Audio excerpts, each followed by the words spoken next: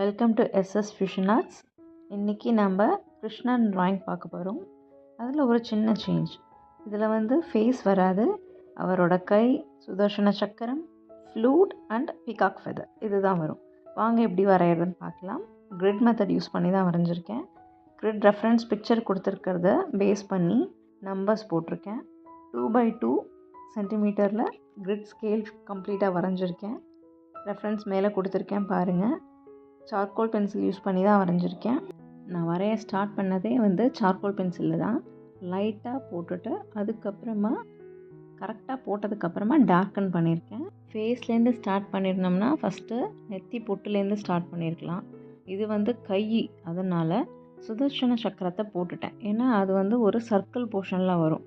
அது நம்மளுக்கு ஃபிக்ஸ் பண்ணி மேலே போட்டுட்டோம்னா ஈஸியாக கை, ஃப்ளூட்டு, ஃபெதர் எல்லாமே சீக்வன்ஸாக எடுத்துகிட்டு வந்துடலாம்.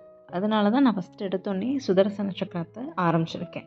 நீங்களும் அதே மாதிரி ஸ்டார்ட் பண்ணி பாருங்கள். கையை ஸ்டார்ட் பண்ணிங்கன்னா சுதர்சன சக்கரம் போடுறப்ப கை மிஸ் மேட்ச் ஆகும். அதனால் இப்படி போட்டிருக்கேன். இந்த கிரிட்டில் எங்கே கரெக்டாக 4x2 ஸ்டார்ட் ஆகிருக்கு. அதே மாதிரி நானும் ஸ்டார்ட் பண்ணியிருக்கேன்.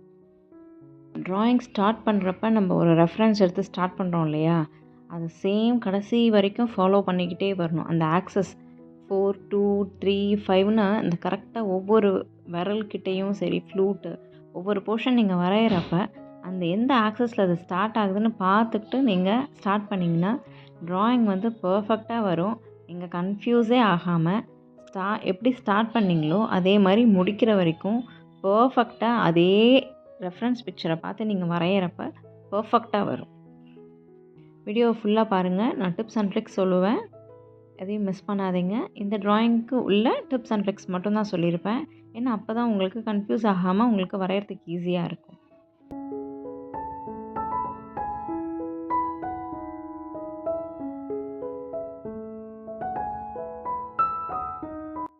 மயில் இறகுல முக்கியமாக இந்த நடுவில் வர போர்ஷன் கரெக்டாக அந்த ஹார்ட் மாதிரி போட்டுட்டு அவுட் சைடில் ஒரு திலகம் மாதிரி, அந்த திலகம் ஷார்ப்பாக வராமல் கொஞ்சம் பிளெண்டாக இருக்கணும்.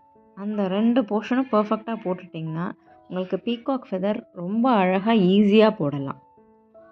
நான் அவுட்லைன் போட்டுட்டேன். இப்போ ஓவரால் ஸ்கெட்ச் முடிஞ்சிடுச்சு. ஸோ கம்ப்ளீட்டாக டார்க் பண்ணிவிட்டு வரேன் பாருங்கள். ஷேடிங்கும் அதே மாதிரி மேலேருந்தே ஷேடிங் ஸ்டார்ட் பண்ணிட்டு வந்துட்டிங்கன்னா உங்களுக்கு சைடில் ஸ்மஜ் ஆகாது. இந்த டிஷ்யூ பேப்பர் வைக்கணும், க்ளவுஸ் போட்டுக்கணுங்கிற நெசசிட்டி வராது. உங்களுக்கு ஃப்ரீயாக வரையலாம். ஷேடிங் போர்ஷன் பார்த்திங்கன்னா இந்த கார்னர்ஸில் மட்டும் நல்லா டார்க் பண்ணிவிட்டு மீதம் இருக்கிற போர்ஷன் ஷேட் பண்ணணும். அப்போ தான் இந்த சக்கரம் சுற்றுறப்போ உங்களுக்கு எப்படி அந்த எஃபெக்ட் கொடுக்க முடியும் பார்த்திங்கன்னா இந்த மாதிரி தான் கொடுக்கணும். கார்னர்ஸில் டார்க் பண்ணிடணும், மீதம் இருக்கிற இடத்துல லைட் பண்ணிட்டிங்கன்னா போதும். ரொம்ப நீங்கள் பிளெண்டிங் ஸ்டம்ப் இதுக்கு யூஸ் பண்ணக்கூடாது. ரொம்ப யூஸ் பண்ணிங்கன்னா அந்த ஒரிஜினாலிட்டி போயிடும். அதே மாதிரி தான் கைக்கும் ஷேடிங்லாம் ரொம்ப கிடையாது. எல்லா கார்னர்ஸ்லேயும் நீங்கள் பென்சிலை வச்சு நீங்கள் ஷேட் பண்ணிவிடுங்க. பிளெண்டிங் ஸ்டம்ப் நான் யூஸ் பண்ணியிருக்க மாட்டேன். இதில் ஒயிட் பென்சில் தான் யூஸ் பண்ணியிருப்பேன். லாஸ்ட்டாக அது டச்சப் பண்ணுறப்ப எப்படி பண்ணுறேன்னு பாருங்கள். அந்த ஒயிட் பென்சில் லாஸ்ட்டாக தான் யூஸ் பண்ணியிருக்கேன். பிளெண்டிங் ஸ்டம்ப் எங்கேயுமே யூஸ் பண்ணல. கம்ப்ளீட்டாக கவனித்து பாருங்கள். இது ஹியூமன் ஃபிகர்லாம் வரைகிறப்ப பிளெண்டிங் ஸ்டம்ப்பை எல்லா இடத்துலையும் யூஸ் பண்ண முடியாது. ஏன்னா ஸ்கின் டோன் மாறிடும். கம்ப்ளீட்டாக அது பிளாக் ஸ்கின் டோனாக மாற்றிடும். இந்த மாதிரி ஷேடிங் பண்ணுறப்ப பார்த்து கேர்ஃபுல்லாக பென்சில்லையே லைட்டாக ஷேட் பண்ணணும்.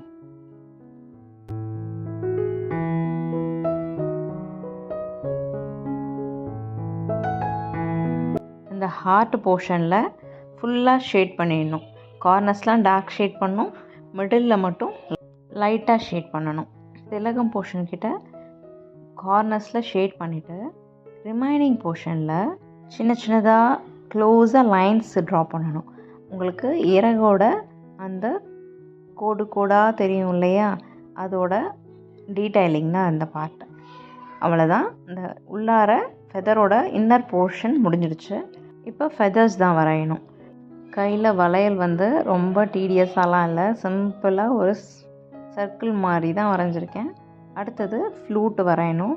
ஃப்ளூட்டை டார்க்கன் பண்ணிவிட்டு அந்த கார்னர்ஸில் வர வளைவுகள்லாம் வளைஞ்சிட்டு அப்புறம் புல்லாங்குழலில் வர அந்த ஹோல்ஸ் வரும் இல்லையா, ஹோல்ஸ் போர்ஷனை கரெக்டாக ஸ்ப்ளிட் பண்ணி டிஸ்டன்ஸ் ஸ்ப்ளிட் பண்ணி மார்க் பண்ணி வரைஞ்சிக்கோங்க.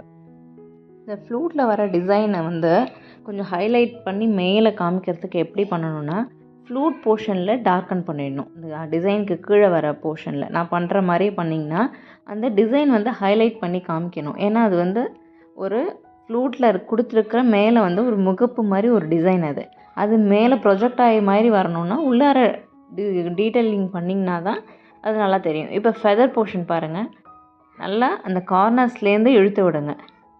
அவுட் சைட்லேருந்து இன்சைட் வந்தீங்கன்னா அந்த கார்னர் வந்து அந்த ஃபினிஷிங் வந்து ஃபைனாக வராது. உள்ளேருந்து வெளியில் வரணும். நான் போடுற மாதிரி பாருங்கள், உள்ளேருந்து போடுறேன்.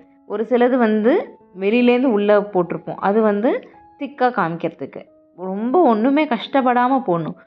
ஒரு ஃபெதர் பெருசாகவும் பக்கத்தில் சின்னது, பெருசு சின்னது அப்படி போட்டுட்டு ஃபைனலாக அந்த கார்னர்ஸில் பிளெண்டிங் ஸ்டம்ப் வச்சு நீங்கள் பிளெண்ட் பண்ணிட்டீங்கன்னா அடர்த்தியாக இருக்கிற மாதிரி காமிக்கும். இதுதான் ஃபெதரோட ட்ரிக்ஸே. இதுதான் உங்களுக்கு வந்து ரொம்ப காம்ப்ளிகேட் பண்ணியே வரைய வேண்டிய வேலையே இருக்காது.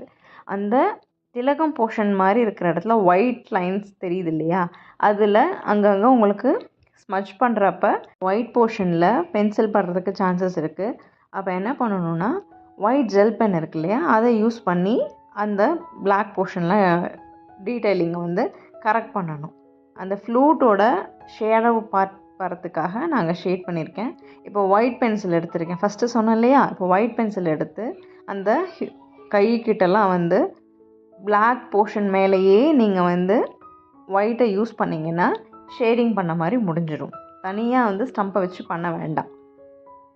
மயில் இறகுக்குள்ளார பாருங்கள், இந்த ஒயிட் ஜெல் பெனை வச்சு டச்சப் பண்ணிட்டோம்னா எரேஸ் பண்ணுற வேண்டிய வேலை வராது. எரேஸ் பண்ணிங்கன்னா அங்கங்கே எரேஸ் ஆகிடும், பார்க்க டிசைன் சொதப்பிடும். இப்போ பாருங்கள் எப்படி நான் பண்ணுறேன் பாருங்கள். அதே மாதிரி ஃபாலோ பண்ணிங்கன்னா ஈஸியாக இருக்கும். அவ்வளோதான், ட்ராயிங் முடிஞ்சிருச்சு.